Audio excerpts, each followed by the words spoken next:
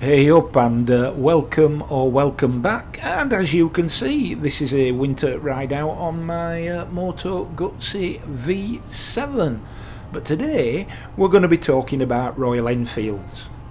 So then, if you're looking to acquire a new modern classic bike this year but you don't want to spend Triumph or Norton money, but you do want something with at least an implied nod to the British classics of years gone by, then you are pretty much in the headlights of BSA and Royal Enfield. Now, for the purposes of this particular exercise, I'll be leaving out BSA with its one current offering of the Gold Star 650. You see, I reviewed the Gold Star last year, and I think it's fair to say that there were as many questions raised as there were questions answered. Certainly if the comments on the channel were anything to go by.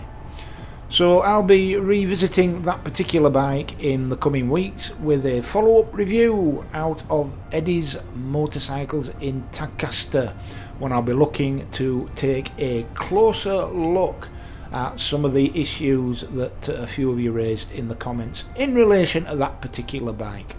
So look forward to that. Stick around. Now then, as for the Royal Enfield range of modern classics, I will exclude for now the Himalayan and Scram 411 because to my mind they're not quite in the modern classic stable as imagined by most people in the market for such a thing. In spite of their obvious retro-inspired design elements.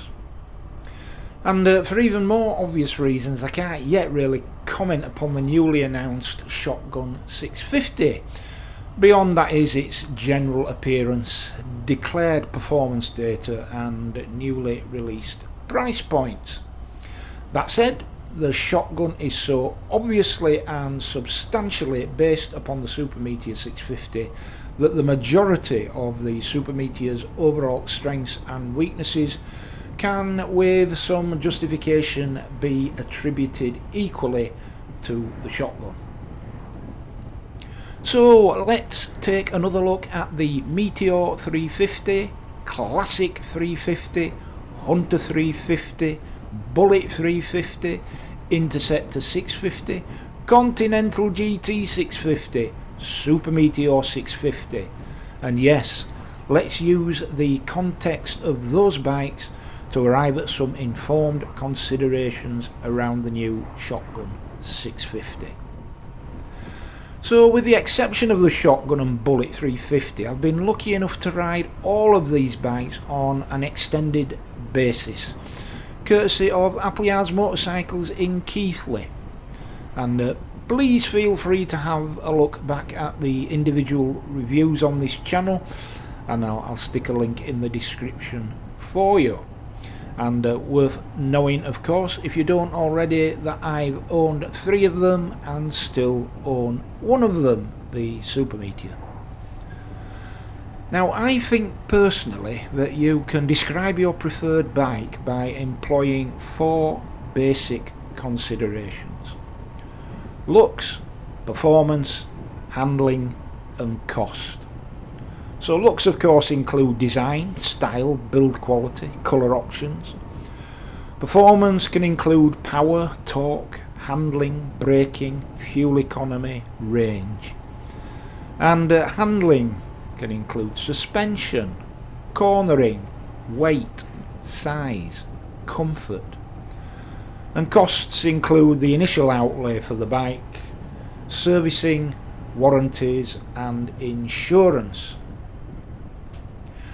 So let's start with the 350 range of Royal Enfields sporting that much loved J-Series single cylinder unit. So the Meteor 350 was first on the scene to sport this engine, an engine I grew more and more fond of with my own classic 350. Personally, I think that a cruiser-styled motorcycle is an unlikely candidate for hosting such a small and modestly powered unit. That said, I found it comfortable and indeed charming to ride, but the lack of power seemed more manifest in this bike than with the Hunter and the Classic. As such, for me, it scores low on performance but high on fuel economy and range, medium for looks and handling, and of course scores highly on initial cost, as they can be had for under £4,000 and come with good warranty cover. A great first bike for lovers of the cruiser style, but beyond that I don't really have any positive contributions to make on the Meteor 350. It's just not for me. So that takes us seamlessly on to the Classic 350, which in my view constitutes a much better proposition for that 20 brake horsepower single cylinder 350 engine. To my mind, this enchanting little bike carries off the British classic vibe in true style. Beautiful retro lines combined with a quality, solid feel, much of it due to the decision to dispense with plastics in favour of metal for many of the body parts. As with all the 350s, low running and purchase costs are a given. The modest power on tap seems completely in character with a bike which is all day comfortable to ride. But it's the looks of the Classic 350 which steal the show. Truly authentic and faithful to its heritage. And since the Bullet 350 takes exactly the same boxes, we have to afford it the same levels of praise, as the differences between the two bikes are negligible. Now, as for the Hunter 350, we have a bike here which has retro influences rather than retro credentials. It is for all the world a consummate commuter and all-rounder. Having smaller wheels than its sisters, it has a nippier, more lively feel, but is physically small, and for taller riders like myself, you'd likely feel a bit cramped over long distances. Again, scoring very highly on the costs category and having good looks all round. Well, it's cute, but it lacks the solid feel of the classic to my mind. Perhaps a bike that would appeal in the main to younger, perhaps newly qualified motorcyclists. So let's move on to the 650s then. Now, of course, the Interceptor has proved to be something of a trailblazer for Royal Enfield and has enjoyed tremendous success globally. The combination of a truly retro design and a competent and characterful parallel twin engine has made for a heady combination which was always going to appeal, particularly at a sub £7,000 price point here in the United Kingdom. The bike remains incredibly popular, and deservedly so. It has usable power, practical styling and economical running costs. Its 13.7 litre tank could do with being nearer to 15 in my opinion, but then that's still more than the 12.5 litres of its Continental GT sister. So not the largest of ranges amongst modern classic bikes, but certainly slightly above, if not equivalent to, its Triumph counterparts. Now, both the Interceptor and the Continental score highly for me on the retro authenticity of their looks, though in terms of comfort and practicality, the Interceptor wins every time in my book.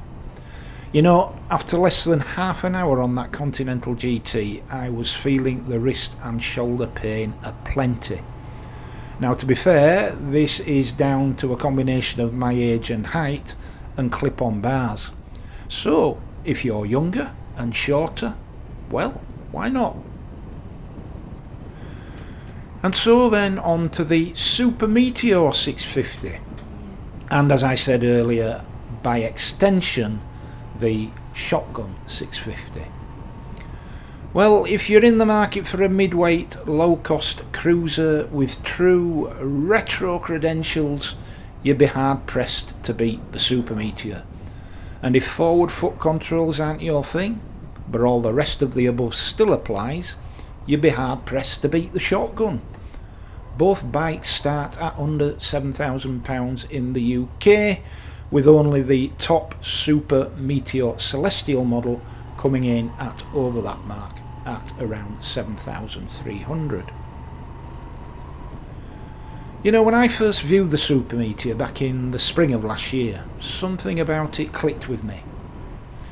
The looks up close and personal exceeded my expectations, as did the subsequent ride, where I was surprised how easy it was to get on with the relatively tame forward foot positions. I was so pleasantly surprised, in fact, that I took the bike out for a second time just to be sure I wasn't fooling myself. I wasn't. You see, the Super Meteor represents a step change in fit and finish from the earlier 650s, with Royal Enfield clearly upping their game without upping their prices. Quite an achievement.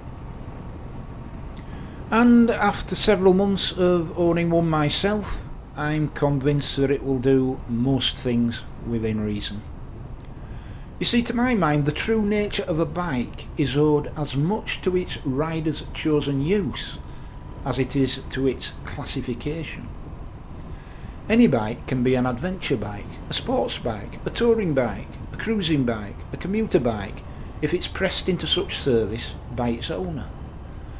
A motorcycle is basically a frame which contains an engine which drives the rear wheel, which makes you move from point A to point B, and the adaptations necessary to render it more suitable to one application than another are just that, adaptations. So I dare to suggest that all of the modern classics we've just discussed are capable of most of the things your average motorcyclist will ever want from a bike. It ultimately comes down to personal preferences based upon looks, performance, handling and cost.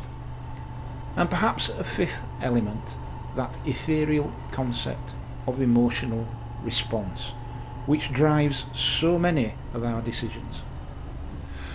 So which then of these Royal Enfield modern classics do I think is the best of the current bunch? The answer, without hesitation, is the classic 350. Because I miss it so much. Al Silly.